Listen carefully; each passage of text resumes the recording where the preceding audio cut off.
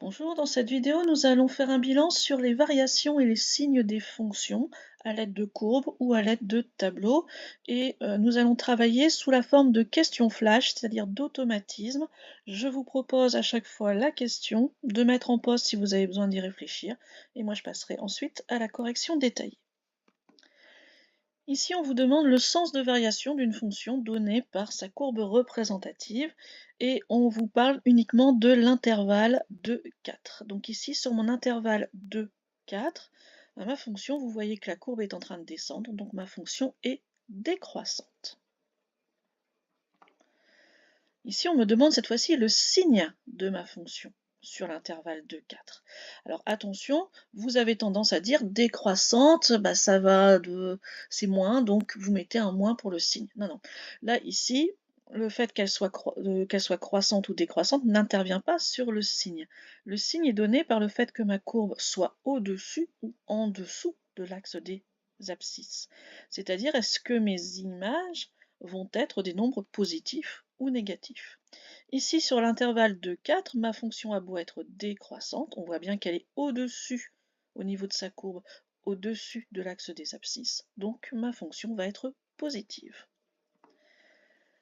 Maintenant, je vous propose de donner des sens de variation à l'aide d'un tableau de variation, et ici, on me demande sur l'intervalle 0,2. Alors, je vais regarder donc pour mes x allant de 0 à 2.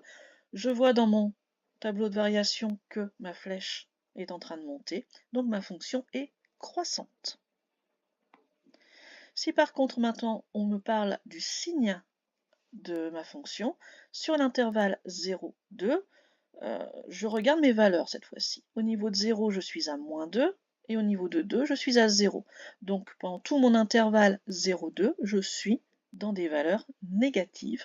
Donc le signe de ma fonction, ça sera un moins. Maintenant, on en arrive à des petites justifications. On vous demande de comparer f de 2,5 et f de 3,5 d'après notre tableau de variation. Alors, on n'a pas les valeurs de f de 2,5 et de 3,5, on ne peut pas les calculer, on ne peut pas les lire sur une courbe. Donc, c'est vraiment là le lien avec la définition. En effet, dans une fonction croissante, vous allez conserver l'ordre, c'est-à-dire qu'un petit nombre va donner une image plus petite. Et par contre, pour les fonctions décroissantes, on va inverser l'ordre, c'est-à-dire qu'un nombre plus petit va donner une image plus grande. Ici donc, on va regarder où se situent 2,5 et 3,5. Ils sont dans la dernière partie de mon tableau. Pendant ce temps-là, ma fonction est croissante, donc elle va conserver l'ordre. 2,5 est plus petit que 3,5, donc f de 2,5 est plus petit que f de 3,5.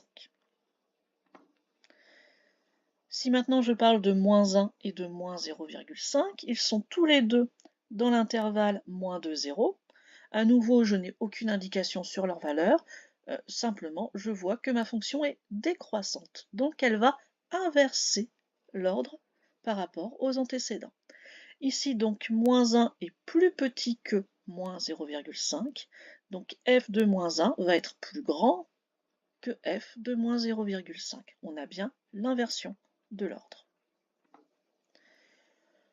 Ensuite, le maximum de cette fonction, alors attention, ici, bon, un maximum c'est assez facile à trouver, hein. Vous le voyez, c'est au niveau ici de ma souris, mais en fait vous avez deux nombres qui y sont associés. Vous avez le 2 en abscisse et vous avez le 4 en ordonnée. Si on vous demande de donner le maximum de la fonction, c'est 4. C'est la réponse, c'est l'image, donc c'est l'ordonnée. Et vous pouvez préciser, le maximum est de 4 et il est atteint pour x égale 2. Là, à ce moment-là, vous aurez les deux informations. Mais si vous ne voulez répondre vraiment qu'à la question en donnant le maximum, c'est 4. Et justement, ma dernière question était en quelle valeur ce maximum est-il atteint? Il sera atteint pour x égale 2. On a quelquefois comme ça des petites confusions entre abscisse et ordonnée.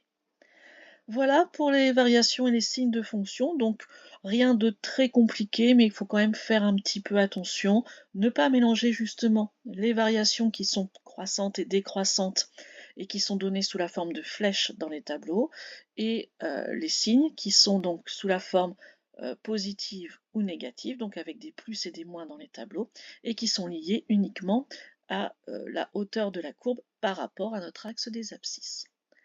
Voilà pour cette vidéo. Au revoir.